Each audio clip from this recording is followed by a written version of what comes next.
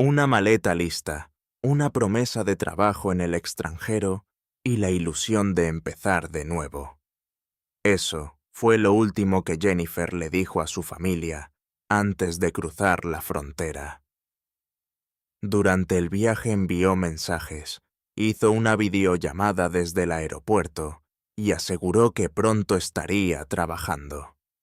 Pero días después, en un terreno baldío al norte de Lima, apareció un colchón abandonado, y dentro, el cuerpo de una mujer con un tatuaje que lo cambiaría todo. ¿Quién la convenció de viajar? ¿Qué ocultaba realmente esa oferta laboral? ¿Y por qué su muerte destapó una red mucho más grande y oscura de lo que nadie imaginaba? Hoy vamos a reconstruir paso a paso el caso de Jennifer y la trama criminal que operaba cruzando fronteras. Jennifer Lisbeth Mendoza. Segura nació en una ciudad costera de Ecuador y creció en medio de la pobreza extrema. Desde muy joven aprendió a sobrevivir con poco, pero su vida se volvió todavía más difícil cuando su madre fue atropellada y quedó con movilidad reducida.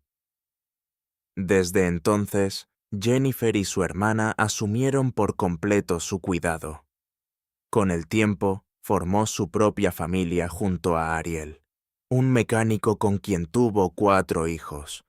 Parecían una pareja unida, incluso llevaban tatuado el nombre del otro. Mientras Ariel trabajaba cuando podía, Jennifer sostenía el hogar, cuidaba a los niños, atendía a su madre y vendía agua en los semáforos para ganar algo de dinero extra. Entonces llegó lo que ella creyó un golpe de suerte, un empleo temporal en un programa municipal para jóvenes de bajos recursos. Gracias a ese ingreso, en la Navidad de 2025, pudo comprar regalos y ropa para sus hijos por primera vez, sintiendo que finalmente estaba avanzando.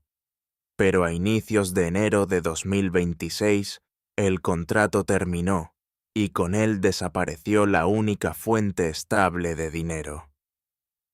Fue entonces cuando habló de una oferta de trabajo en el extranjero. Dijo que sería algo temporal, que ganaría bien y regresaría pronto, aunque no dio demasiados detalles. Siempre fue reservada y no le gustaba que la cuestionaran. Le pidió a su hermana que cuidara a sus 4 hijos, el mayor de 10 años y la menor, una bebé de apenas 2, prometiendo enviar dinero. El domingo 11 de enero, se despidió sin fecha de regreso ni boleto de retorno. Viajó por tierra hasta el sur de Ecuador, cruzó a Perú y tomó un vuelo hacia Lima. Durante el trayecto mantuvo comunicación constante con su familia, respondió mensajes casi al instante e incluso hizo una videollamada desde lo que describió como un gran aeropuerto. Dijo que iba a comer algo y que después volvería a llamar, pero esa llamada nunca llegó. 4 días más tarde, la mañana del 15 de enero de 2026, en un terreno baldío al norte de Lima, un bulto llamó la atención de los vecinos. Parecía algo más entre la basura, hasta que un hombre se acercó y vio una mano sobresaliendo, y en ese instante todo cambió. El hombre no dudó en llamar a la policía. Aquel terreno llevaba años siendo utilizado de manera informal como basural. Entre sillas rotas, muebles viejos y colchones abandonados, nadie habría imaginado que allí se escondía algo mucho peor. Minutos después de la llamada, los agentes llegaron y confirmaron lo impensable. Dentro del colchón había el cuerpo sin vida de una mujer. Vestía pijama, no tenía documentos, teléfono ni ningún objeto que permitiera identificarla. Presentaba múltiples heridas de arma blanca distribuidas en distintas partes del cuerpo y el colchón estaba atado con cuerdas, como si alguien hubiera querido asegurarse de que nada quedara expuesto. Sin datos que permitieran reconocerla, fue registrada como persona no identificada, aunque un detalle llamó poderosamente la atención. Un tatuaje en su brazo con el nombre Ariel, acompañado de una corona. Las autoridades fotografiaron el tatuaje y la imagen comenzó a circular en medios y redes sociales con la esperanza de obtener alguna pista. Al día siguiente, los análisis forenses confirmaron que la causa de muerte había sido un shock hipovolémico hemorrágico producto de las profundas lesiones. Las venas yugulares, un pulmón, un riñón y el abdomen habían sido comprometidos. La violencia había sido extrema y, pese a la gravedad del caso, su identidad seguía siendo un misterio. Mientras avanzaban en el proceso de identificación, los investigadores también necesitaban saber quién la había llevado hasta ese lugar y cómo. Decidieron revisar las cámaras de seguridad de los alrededores y lo que encontraron fue clave. Horas antes del hallazgo, un mototaxi rojo había llegado al terreno transportando un colchón envuelto en sábanas. En las imágenes se observa cómo el vehículo se detiene frente al basural y dos hombres descienden con el bulto. El conductor vestía camisa azul y gorra beige. El otro, alto y robusto, llevaba camiseta celeste de manga larga y pantalón oscuro. Con evidente dificultad, descargaron el colchón y lo dejaron allí. El hombre de la gorra incluso se detuvo unos segundos para asegurarse de que nada quedara visible antes de regresar al volante. Luego ambos se marcharon con absoluta normalidad, como si solo hubieran arrojado basura. Las grabaciones revelaron además que la placa del vehículo estaba cubierta en ese tramo, pero más adelante otra cámara logró captarla sin obstrucciones, dejando también al descubierto los rostros de los implicados. Con esa información, la policía identificó rápidamente al propietario y siguió el rastro hasta una vivienda donde una mujer explicó que había vendido el mototaxi tiempo atrás y proporcionó el nombre del comprador. Esa pista condujo a una mujer mayor que confirmó que el vehículo era manejado por su hijo, Darwin Cruz, y añadió que desde esa mañana no sabía nada de él. Horas después, Darwin fue localizado y detenido.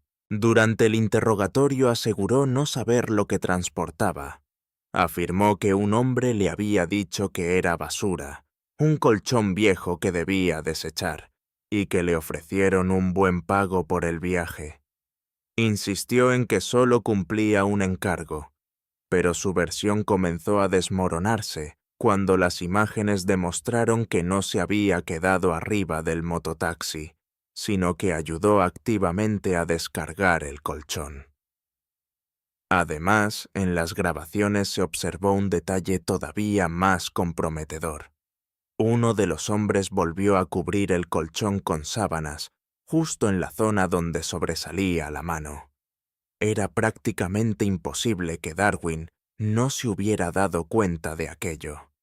Y había otro elemento aún más contundente. Según el reporte policial, cuando los agentes se acercaron al colchón, percibieron un olor fuerte y penetrante que emanaba del interior. Resultaba difícil creer que quien lo transportó durante varios minutos no lo hubiera notado. Al revisar el teléfono celular de Darwin, los investigadores encontraron una conversación clave con un hombre llamado Alex. Uno de los mensajes era especialmente revelador. Alex le advertía que se escondiera porque estaban apareciendo en televisión.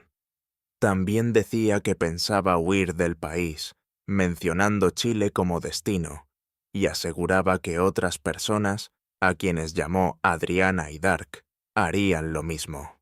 Para las autoridades, esa referencia parecía más una maniobra de distracción que otra cosa. Era muy probable que esos nombres ni siquiera correspondieran a personas reales. Mientras la investigación avanzaba, Darwin continuó proclamando su inocencia, pero quedó bajo prisión preventiva por 9 meses. Paralelamente, la identidad de la víctima seguía siendo un misterio hasta que la imagen del tatuaje cruzó fronteras.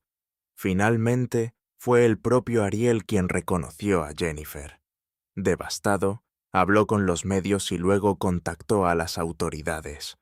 Poco después se confirmó oficialmente que la mujer hallada dentro del colchón era Jennifer Mendoza.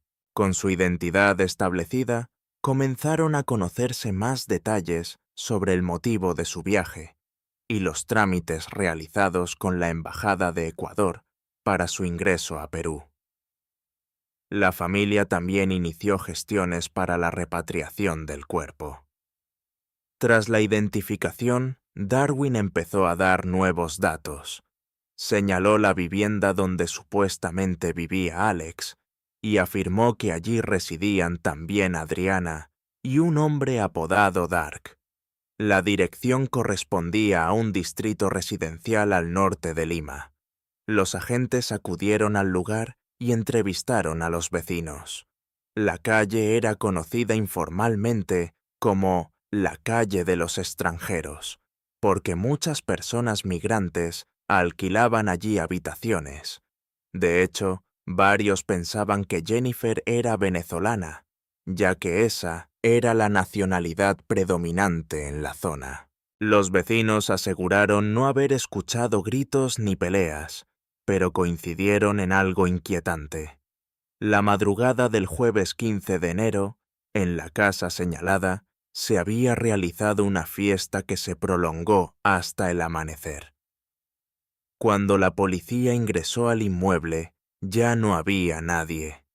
La vivienda tenía varios cuartos, y en su interior encontraron cajas enteras de preservativos y señales claras de que numerosas mujeres habían estado allí recientemente. Con ese hallazgo, los investigadores comenzaron a entender que el día en que le quitaron la vida, Jennifer no había estado sola. Con el paso de las horas, la dimensión del caso se volvió todavía más alarmante. Se confirmó que al menos 17 mujeres habían ingresado al país junto a Jennifer bajo la misma supuesta oferta laboral. Todas habían pasado por esa casa y, en ese momento, no se sabía nada sobre su paradero. La investigación dejó de ser un caso aislado y comenzó a perfilarse como parte de algo mucho más grande. En medio de esa incertidumbre, empezó a circular en redes sociales y medios locales un audio estremecedor atribuido a Alex. En la grabación, un familiar de Jennifer lo confrontaba directamente y le preguntaba si había sido él quien le había quitado la vida. La respuesta era fría y directa. Admitía haberlo hecho. En otro fragmento intentaba justificarse hablando de una supuesta traición y afirmaba que ya no se encontraba en Perú, que se estaba movilizando y que estaba en Chile. Aquellas palabras no solo parecían una confesión, sino también una declaración abierta de fuga. La llamada terminaba con el llanto y la súplica desesperada de la familia, que no pedía venganza, solo información para poder recuperar el cuerpo y darle sepultura. Desde ese momento, para las autoridades y para la familia, Alex se convirtió en el principal sospechoso. Su nombre real era William Alexander Figueroa. Tenía 24 años y un historial criminal inquietante. Los registros lo vinculaban con bandas extremadamente violentas que operaban en la costa ecuatoriana. organizaciones asociadas con delitos graves y estructuras dedicadas a actividades ilícitas. Entre esas actividades destacaba el reclutamiento de mujeres mediante falsas promesas de empleo en el extranjero. Las trasladaban a Perú y allí eran explotadas y sometidas a distintas formas de violencia. Todo indicaba que Jennifer había quedado atrapada en esa red. La oferta laboral que la convenció de viajar no era más que una trampa cuidadosamente diseñada. La madrugada del 21 de enero de 2026, Alex fue detenido en Ecuador, aunque inicialmente por otro crimen grave: el asesinato de un policía que se había negado a colaborar con su grupo. Horas después, durante un operativo que desmanteló parte de la organización, su nombre fue ingresado en el sistema y apareció una alerta internacional emitida por Perú relacionada con el caso de Jennifer. Hasta ese momento, los agentes ecuatorianos no sabían que estaba siendo buscado por ese homicidio. Cuando fue interrogado, confesó sin titubeos que había participado en la muerte de Jennifer.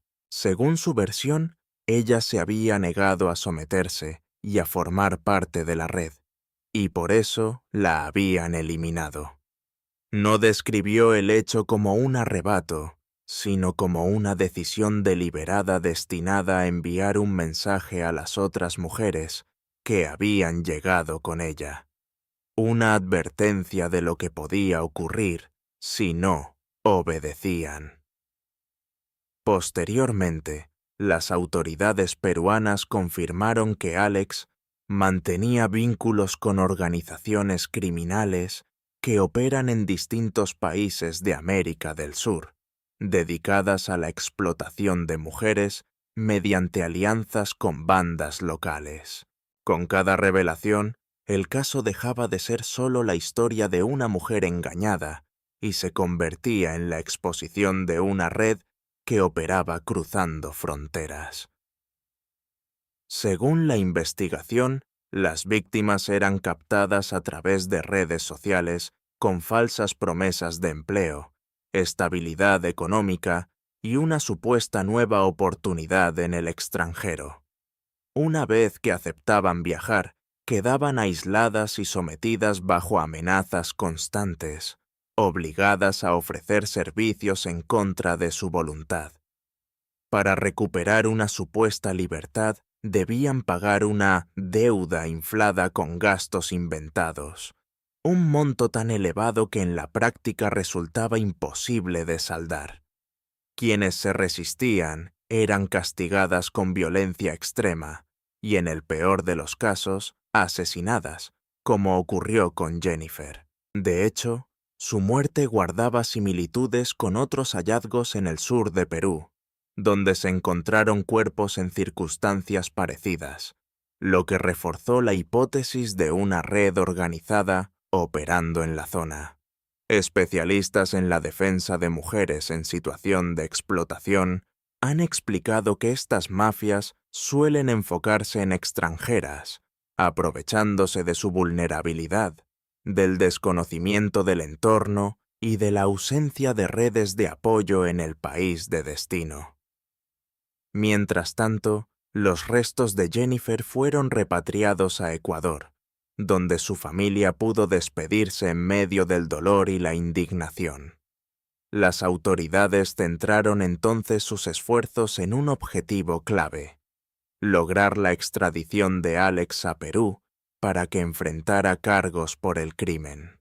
Sin embargo, tras el impacto inicial del caso, comenzaron a surgir críticas injustas hacia la familia. Algunas personas cuestionaron por qué no habían denunciado antes su desaparición o por qué no indagaron más sobre el supuesto trabajo. Estas reacciones evidenciaron una dolorosa revictimización. También trascendió que los familiares temían represalias, ya que la investigación apuntaba a que la red tendría contactos dentro de distintas instituciones, lo que aumentaba el miedo y la desconfianza. En redes sociales también circularon rumores sobre la vida personal de Jennifer. Apareció un perfil con la fotografía de un hombre que no era Ariel, lo que dio pie a especulaciones sobre una posible relación paralela o conflictos previos a su viaje. Algunos incluso insinuaron teorías sin fundamento, llegando a señalar a personas cercanas. Sin embargo, no existe prueba alguna que respalde esas acusaciones. Para la familia, Jennifer y Ariel continuaban juntos y no había ocurrido nada que justificara esas versiones. Entre hipótesis, comentarios y juicios apresurados, el foco comenzó a desviarse de lo esencial. Las preguntas verdaderamente importantes siguen siendo otras. ¿Qué le prometieron exactamente a Jennifer? ¿Cómo lograron convencerla? ¿Cuántas mujeres más han sido captadas bajo el mismo método? ¿Dónde están las otras jóvenes que viajaron con ella? Hasta febrero de 2026, Alex permanece en prisión a la espera de su extradición, mientras la policía continúa investigando la posible participación de otras personas mencionadas en los mensajes. Más allá del ruido mediático y las especulaciones, lo fundamental es que se haga justicia, no solo por Jennifer, sino por todas las mujeres que han sido víctimas de redes que cruzan fronteras, aprovechándose de la necesidad y la esperanza. Y bueno, chicos y chicas, hasta aquí el caso de hoy. Una historia profundamente triste e impactante. Jennifer no buscaba nada extraordinario. Solo quería mejores oportunidades, un ingreso estable, una vida más digna para sus hijos y para su madre. Quería salir adelante, como tantas personas que cada día hacen sacrificios enormes por su familia. Pero en ese intento se cruzó con personas que aprovecharon su necesidad y su esperanza. Y ahí es donde debemos detenernos a reflexionar. Hay que tener muchísimo cuidado con las ofertas de trabajo que prometen dinero fácil y grandes ganancias en poco tiempo. Desconfíen de propuestas que llegan por redes sociales, especialmente cuando implican viajar a otro país sin información clara ni respaldo verificable. Si desean trabajar en el extranjero, háganlo siempre por vías oficiales. Investiguen a fondo a la empresa, comprueben que esté registrada, que tenga dirección física, referencias reales y presencia comprobable. Compartan cada paso con su familia, escuchen consejos, no oculten información por miedo a que los juzguen. No acepten reuniones en lugares aislados ni citas con desconocidos que ofrecen oportunidades demasiado buenas para ser verdad. Estas redes saben exactamente cómo acercarse, cómo generar confianza y cómo identificar a personas en momentos de vulnerabilidad. Por eso la prevención y la información pueden marcar la diferencia. Ojalá que la historia de Jennifer no quede solo como una noticia más, sino como una advertencia y un llamado a cuidarnos entre todos. Nos vemos en el próximo caso.